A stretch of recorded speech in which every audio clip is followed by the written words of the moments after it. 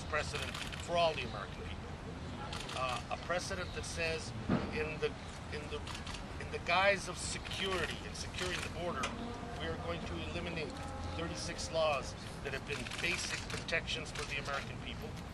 They have been basic protections for their health, their safety, and for their historic and cultural presence in this country.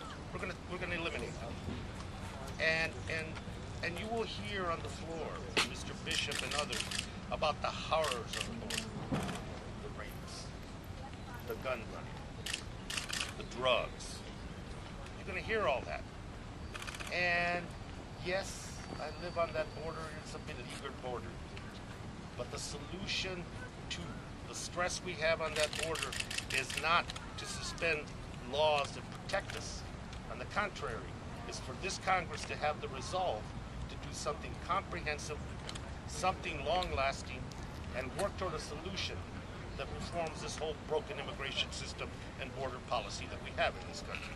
No, but they won't do that. What they will do is take this opportunity of uncertainty, and try to ram through Congress a proposition under Section 14 of the legislation that effectively eliminates those laws. And I also, it's kind of curious what is not being eliminated. Why didn't Mr. Bishop put in that the elimination of these gun shows that happen on the border, in which 87% of the guns being confiscated in Mexico and other parts of Latin America are those assault weapons were directly bought in this country without regulation, without checking, and sold in quantity and in volume. Why are we not threatening lending institutions and financial institutions that if they launder or harbor illicit money in this country, that they lose their privileges as banking institutions in this country? Why aren't we doing that? Because the question today is not so much about border security as it is about finally getting at those pesky laws that have been bugging people. Getting those laws to protect our environment, our species, our habitat, our water, and our cultural and historic preservation of this country. It is cynical to use the tragedy of the border as a reason to undo decades of law that have served the American people very, very well. As we go through this debate, this coalition to me is one of the most important things that has happened, and I want to thank the Republicans for that. A coalition that brings together two of the issues in which they have been able to plant their political seeds for a long time. The issue of the environment and the issue of immigration in this country.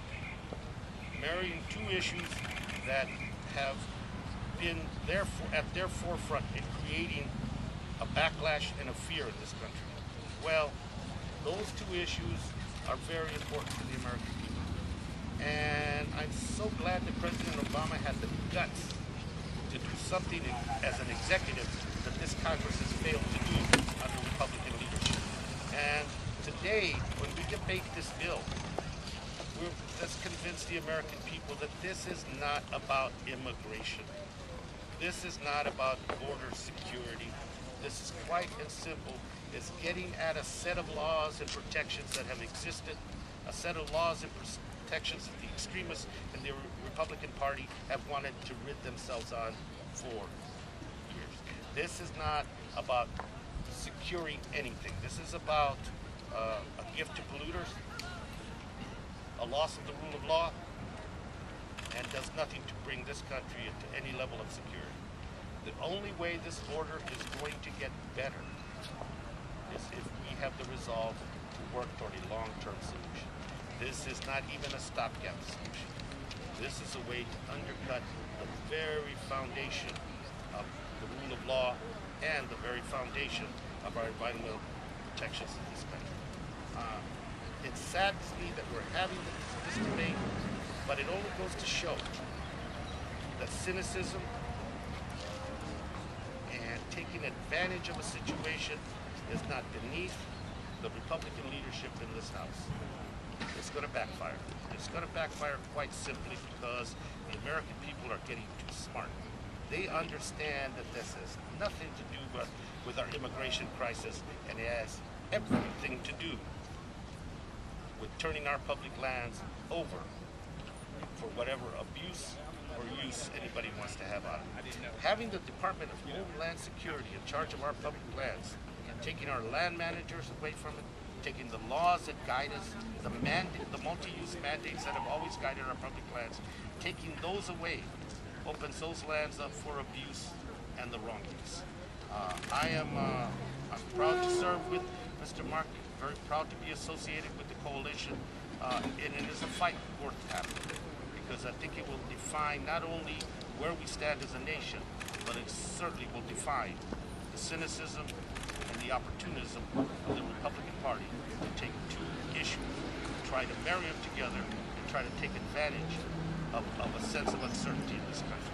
And we're looking forward to the debate, and we're looking forward to the American people understanding that this is more about taking advantage of than solving a problem. For that, let me thank you and turn it over.